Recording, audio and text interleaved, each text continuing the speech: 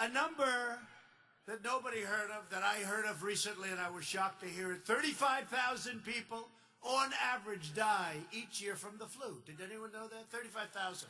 That's a lot of people. It could go to 100,000. It could be 27,000. They say usually a minimum of 27 goes up to 100,000 people a year die. And so far, we have lost nobody to coronavirus in the United States. Nobody. And it doesn't mean we won't, and we are totally prepared. It doesn't mean we won't. But think of it.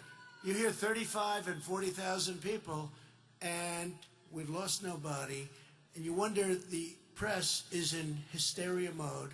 We are really, you take a look, magnificently organized with the best professionals in the world.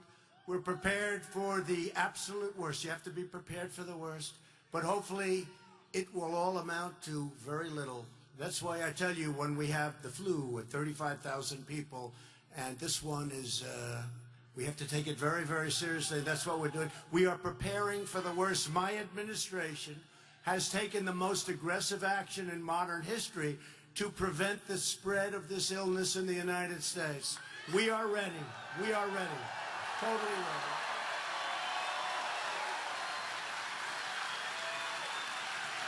On January 31st, I ordered the suspension of foreign nationals who have recently been in China from entering the United States.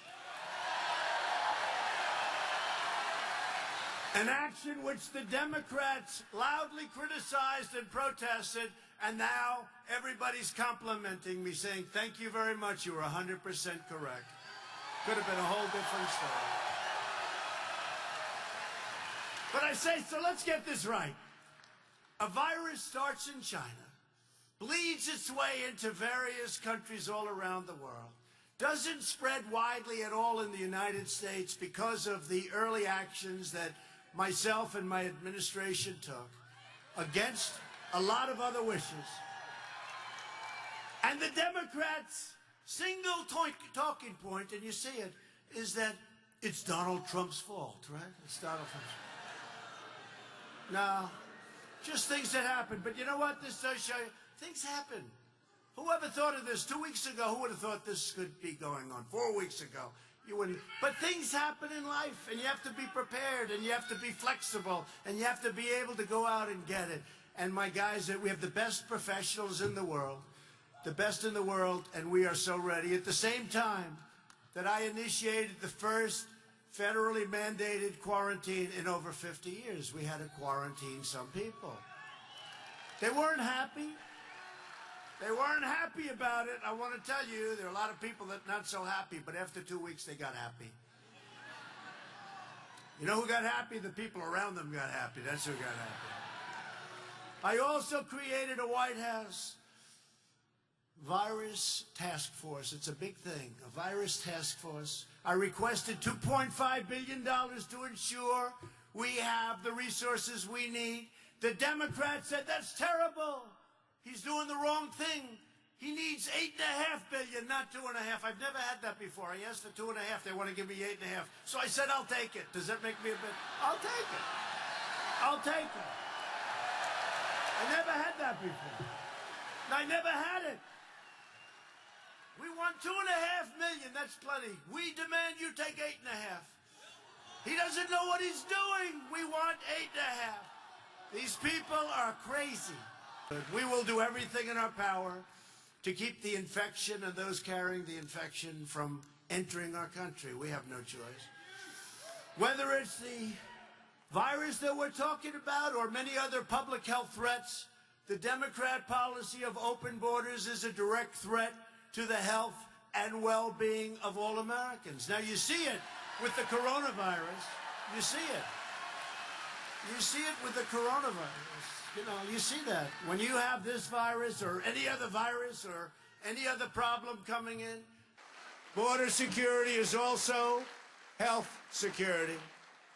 In our efforts to keep America safe, my administration has taken the most aggressive action in modern history to control our borders and protect Americans from the coronavirus came from China.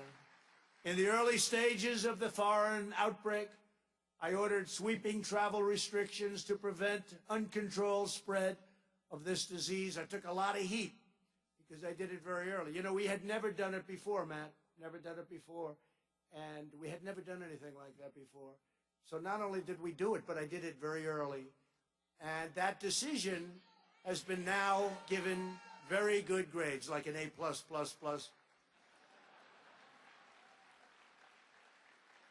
I took a lot of heat, even from my own people.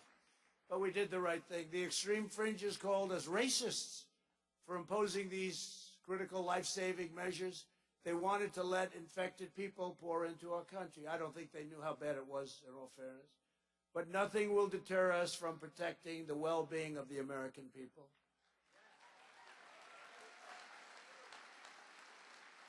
My job is to protect Americans and also, very crucially in this case, to protect Americans' health. And we'll do that, and we will do it with vigor. That is why today That is why today my administration announced new measures to protect Americans to the fullest extent possible. In addition to the existing ban on travel by most Iranian nationals, we're banning the travel of anyone who has been to Iran in the last 14 days. They're having a very big outbreak. And I say here and now, if we can help the Iranians, we're doing certain things for them now, and if we can help the Iranians, we have the greatest healthcare professionals in the world. And if we can help the Iranians with this problem, we are certainly willing to do so. We would love to be able to help them. And all they have to do is ask. We will have great professionals over there. We have the best in the world. And we're raising the State Department travel advisories for South Korea and Italy, unfortunately, including a level 4, that's the highest, do not travel. It's a do not travel advisory for several areas of both countries. There are 2 areas of each country that is very heavily infected. And we are urging Americans to exercise increased caution throughout all of Europe. We will do everything in our power to keep the virus and those carrying the infections from entering our country. As you know, we took in approximately 40 people. They were Americans, and they may have had it. Some had it, but they were put in quarantine, and it's working out. Many of them are in good shape right now, and they're better in going home. It's time for all Americans to put politics aside and to come together to work for the health, safety, and security of the American people. Be a great day.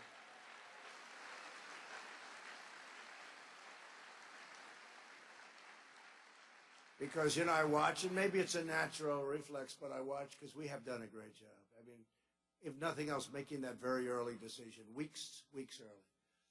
And we've done a great job. And I've gotten to know these professionals. They're incredible.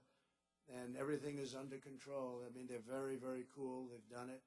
And they've done it well. Everything's really under control. But this is a different kind of a deal. I mean, you know, it's we've made great deals. We've made great trade deals, great everything. But this is different. We've got to be very careful with this stuff.